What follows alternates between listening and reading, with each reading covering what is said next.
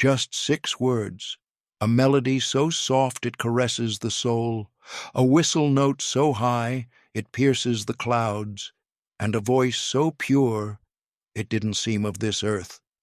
That was Minnie Riperton, the woman whose voice could melt hearts and silence a room with a single note.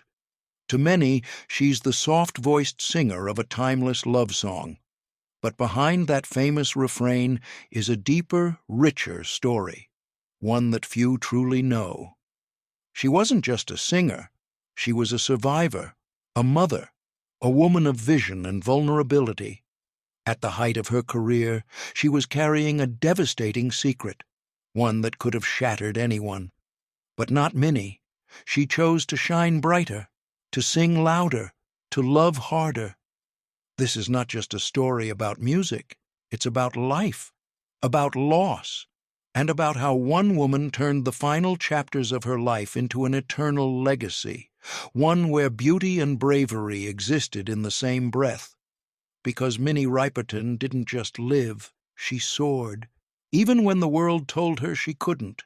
If you love uncovering the real stories behind the voices that shaped music history, hit that subscribe button and join us here on Retro Waves, where legends live on.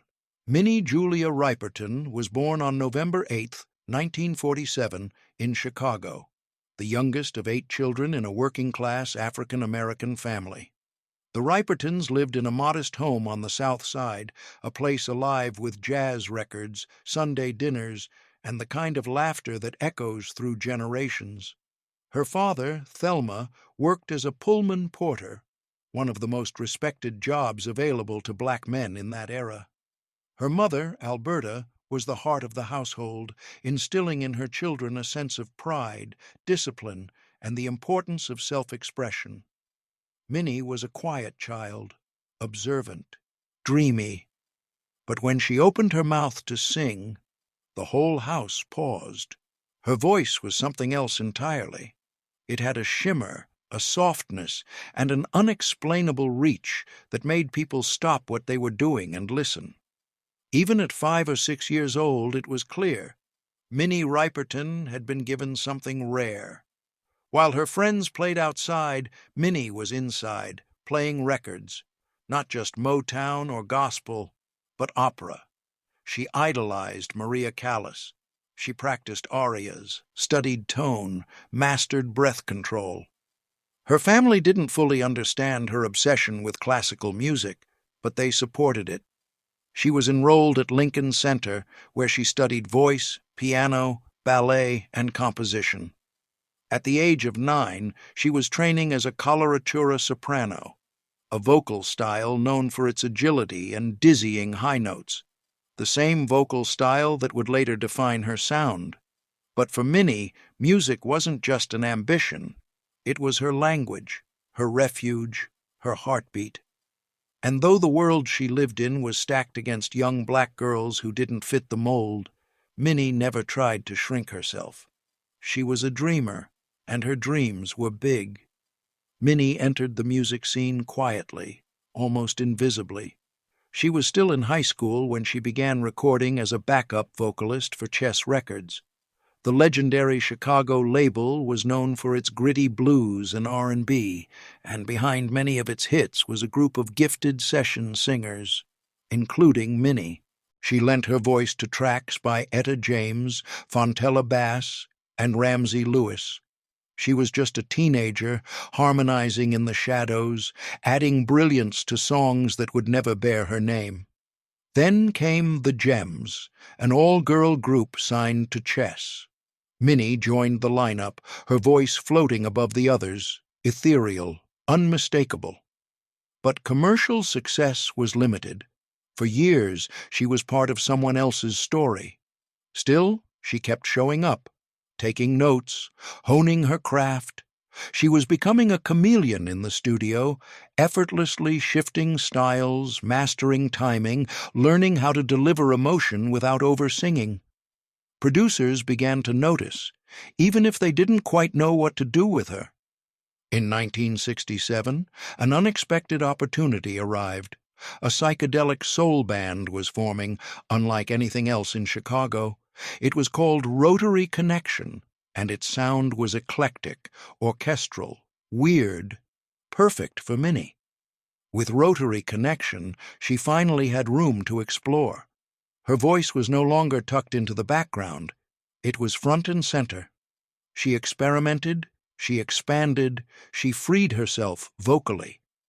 The group never became a chart-topping act, but they earned critical respect and a devoted following. For Minnie, it was a creative breakthrough. But there was still one thing missing: her own story.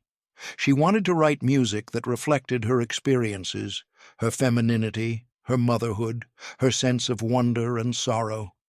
She had more to say than the grooves of psychedelic soul allowed, and with her husband and creative partner, Richard Rudolph, she began laying the groundwork for a sound that would soon captivate the world. In 1976, Minnie Riperton was diagnosed with breast cancer. She was 28 years old. The news was crushing, not just because of the disease, but because of how advanced it already was. The cancer had spread. Doctors gave her 6 months to live. At the time, she was a wife, a mother of 2, including her daughter Maya, who was barely 7, and a woman just beginning to experience creative freedom.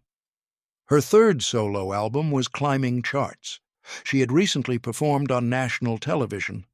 No one suspected she was carrying this private burden. She underwent a radical mastectomy shortly after her diagnosis, but she refused to let the illness define her. In fact, for a long time, she didn't make it public, not because of shame, but because she wanted to live without pity. She kept performing, she kept writing, she kept smiling. She once said, "I am not dying, I am living with cancer." There's a quiet courage in that statement, a defiance that went beyond words. Minnie believed in joy, in presence, in using her voice while she still could. Even as her body weakened, her artistry deepened. She didn't retreat. She created. And eventually, she did tell the world. In 1977, she became the national spokesperson for the American Cancer Society, one of the first celebrities to speak openly about breast cancer. She urged women to get checked. I got cancer. I lost a breast. But I saved the rest of my life because I examined myself early. She used her platform to break the silence. Her music became more than entertainment. It became a kind of resistance, a way of reclaiming time. Because when time is limited, every note matters. In 1974, 2 years before her diagnosis, Minnie released the album Perfect Angel, and on that record was a song that would change everything. Lovin You wasn't meant to be a hit. It was a lullaby, written for her daughter, Maya. A gentle tune with no drums, no hooks, no gimmicks, just a Fender Rhodes keyboard, some bird sounds, and Minnie's voice. Loving you is just a dream. The song was recorded in one take, pure, unfiltered. She whispered, cooed, soared, and ended on that now famous whistle note, a sound so high, so impossibly light, it felt like a secret being released into the air. When radio stations began playing it, something unexpected happened. People stopped what they were doing and listened. Lovin' You hit #1, one on the Billboard Hot 100. Suddenly, the quiet girl from the south side of Chicago was a global star.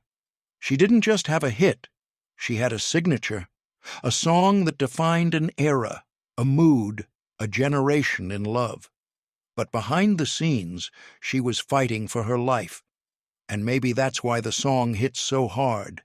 There's something eternal in it, something that transcends time. Lovin' You wasn't just about a mother's love. It was about legacy, about leaving something beautiful behind. Stevie Wonder, who helped produce Perfect Angel, knew what Minnie was capable of. But even he admitted, no one else could do what she did. She had created something sacred.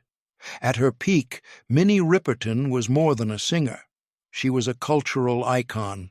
She redefined what it meant to be soft and powerful, feminine and fearless.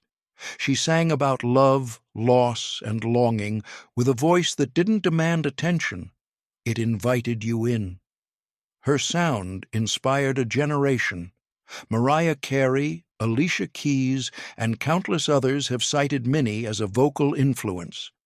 That whistle register, once considered a novelty, became a standard for vocal excellence. But her impact wasn't just musical, it was personal.